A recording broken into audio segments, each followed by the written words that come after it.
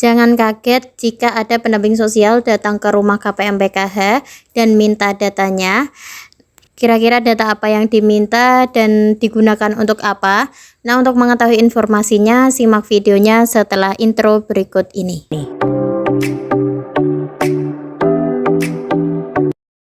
Assalamualaikum warahmatullahi wabarakatuh. Jumpa lagi di channel YouTube saya, yaitu Sahabat PKH.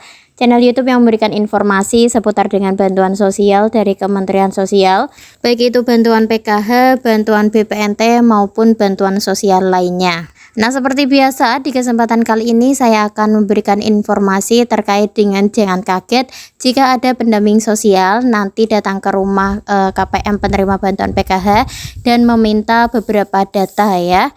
Nah, kegunaannya untuk apakah itu? Disimak videonya dari awal sampai akhir, jangan di skip agar mendapatkan informasinya secara lengkap dan tidak menimbulkan kesalahpahaman pastinya ya.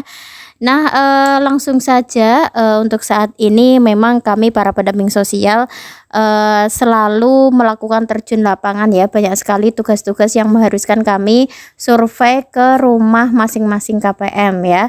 Seperti yang baru saja selesai kemarin itu adalah pekerjaan terkait dengan geotagging, yang mana kami harus mendatangi rumah KPM per orang sesuai dengan data yang ada di aplikasi Six Mobile ya.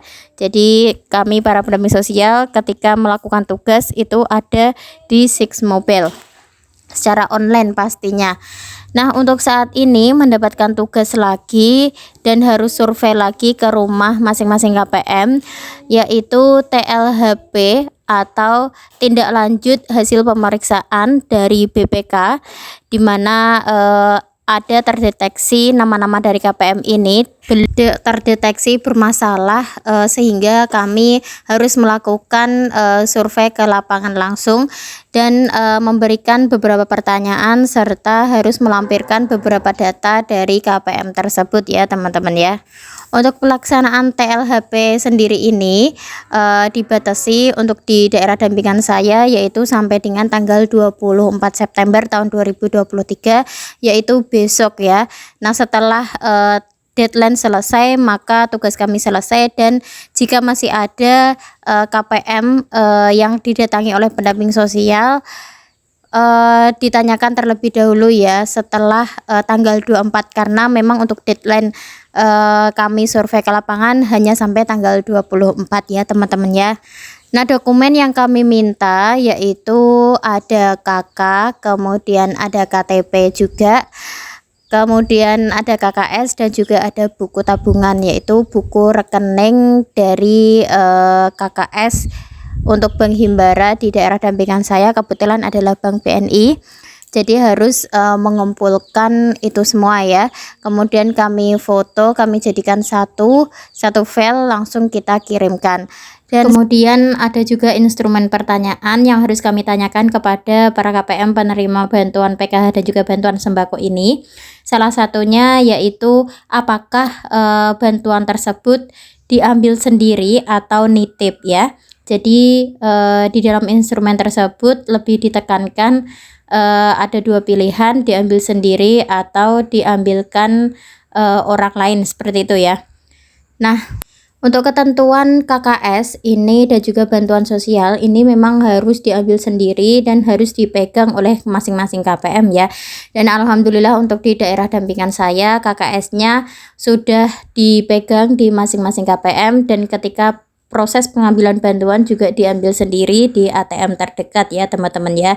Jadi bagi KPM penerima bantuan PKH maupun sembako yang di daerahnya masih diambilkan oleh ketua kelompok ya, kemudian ada uang administrasinya.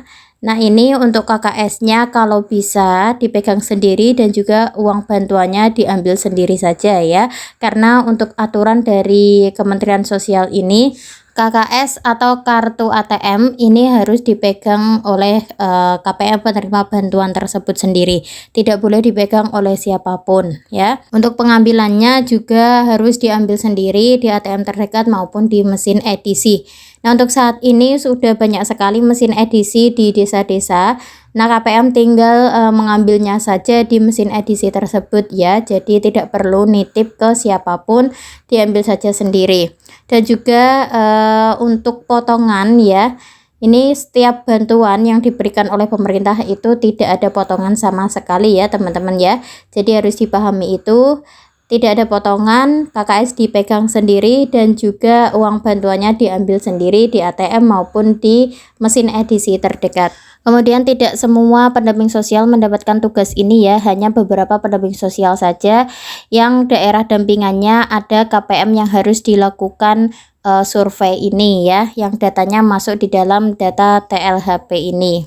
Dan alhamdulillah di sini saya mendapatkan tidak banyak, hanya 3 KPM saja di salah satu desa dampingan saya ya, yaitu di Desa Karangharjo, Kecamatan Sulang, Kabupaten Rembang.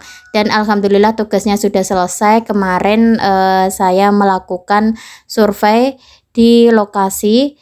Dan memang untuk kenyataannya KKS-nya ini kebanyakan diperbarui ya, karena dengan alasan KKS-nya hilang dan ada juga yang KKS-nya rusak. Oleh karena itu ada 1 KPM yang bantuan sembakonya ini tidak keluar karena KKS-nya diganti baru dan mungkin untuk KKS-nya masih belum disambungkan dengan e-wallet ya, sehingga untuk bantuan sembakonya tidak tersalurkan. Sedangkan di KPM satunya lagi ini untuk bantuan sembakonya keluar. Dan KKS-nya juga baru sama.